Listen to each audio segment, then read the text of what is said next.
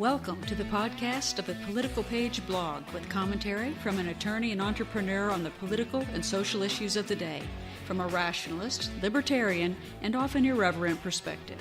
This is Political Page, and here's what's on my mind today.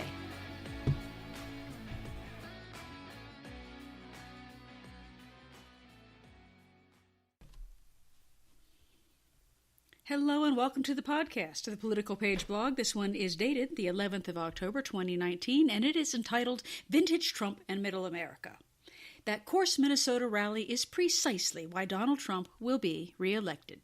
You know, it might be too soon to call anything vintage, which has only been in the public consciousness for, 3 or 4 years, but that rally last night in Minnesota, the very first rally since the entire muckraking emergence of our impeachment du jour, was indeed vintage Trump.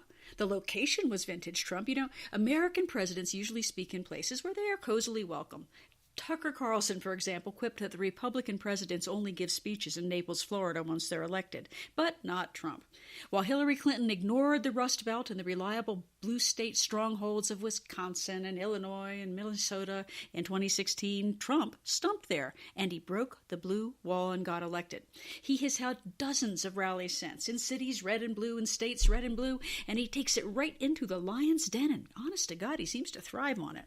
This rally was no different. Most presidents under siege would retreat into their base, not Trump. He picks Minneapolis, Ilhan Omar's district. It would be difficult to come up with a more reliably blue state group than the near-socialist Scandinavian stock of Minnesota in general. And the rabidly anti-Trump far-left Omar won that district in Minneapolis by a whopping 72%. Talk about into the lion's den. And the result? The stadium was stuffed to the gills with 20,000 roaring supporters, thousands more standing outside in Minneapolis. It was quite the visual, which was, of course, the entire Trumpian point of the exercise.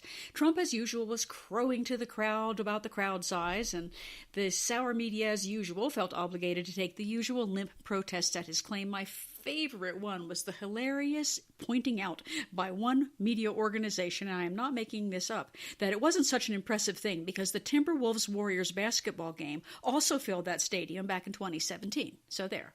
Anyway, that crowd was vintage Trump as well. The attendees were this sea of red. They wore Trump hats and USA hats and college sports jerseys and NRA t-shirts, and they smiled all of the time. They broke into chants of USA, USA at every conceivable opportunity. They waved their flags. They howled with laughter when the occasional genital-hatted ringer was escorted off the premises.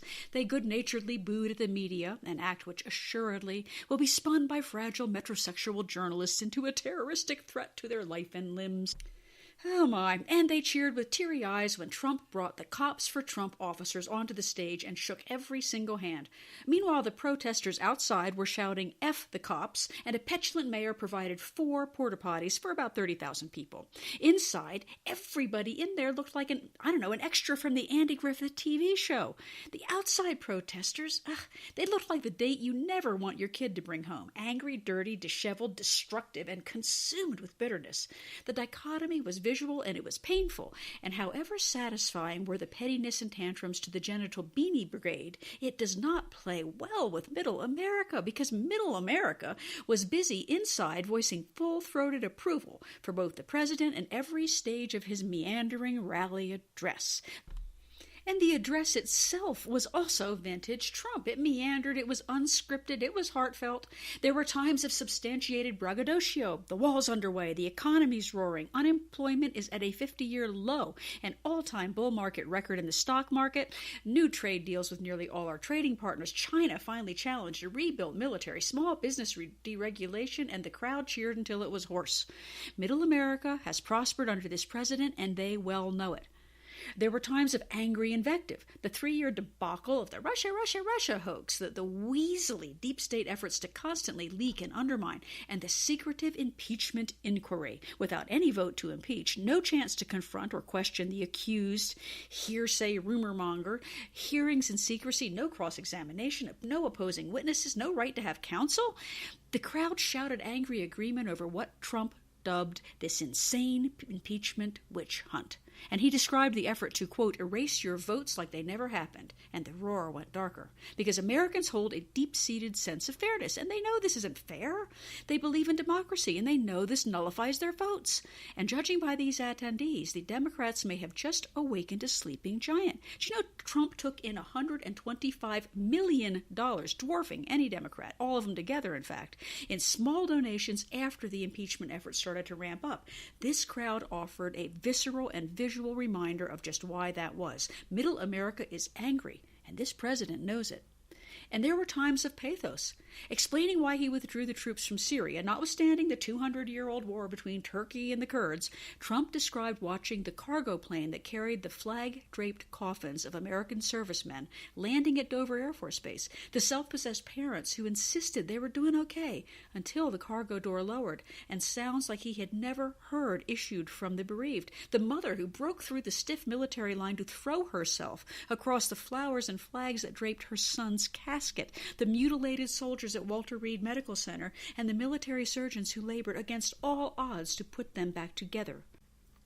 Trump visibly struggled against emotion. The crowd was silent. You could hear a pin drop.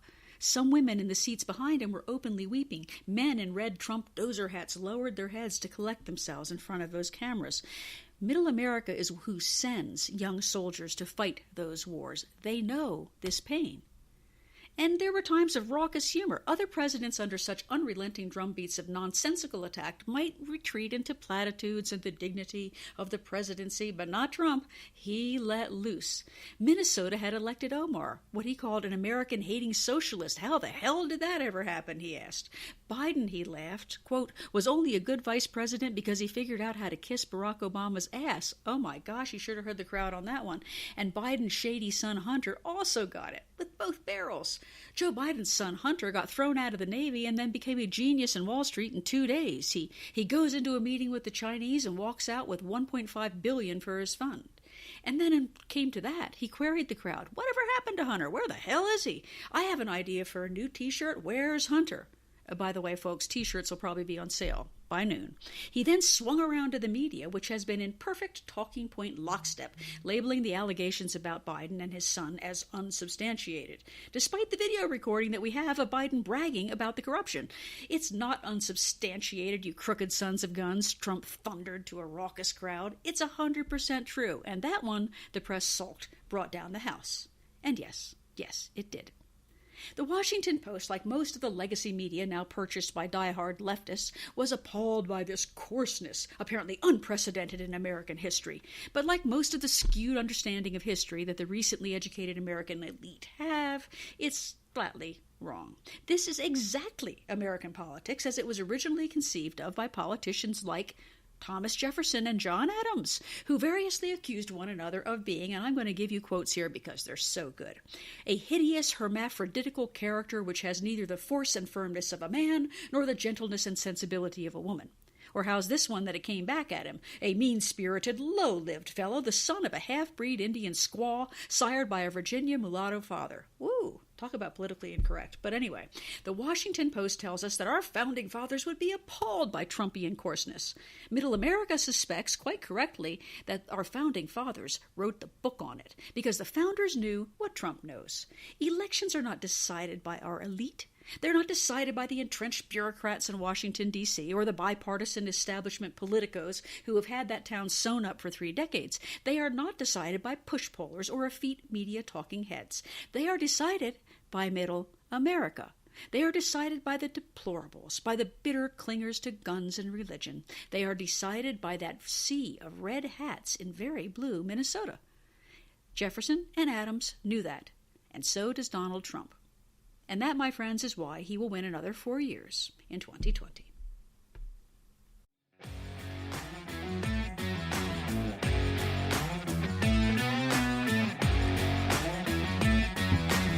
Thank you for tuning in to the Political Page podcast today. Original blog articles, complete with a lot more information and great links to original source material, can be found anytime on politicalpage.net. That's political, P-A-I-G-E.net.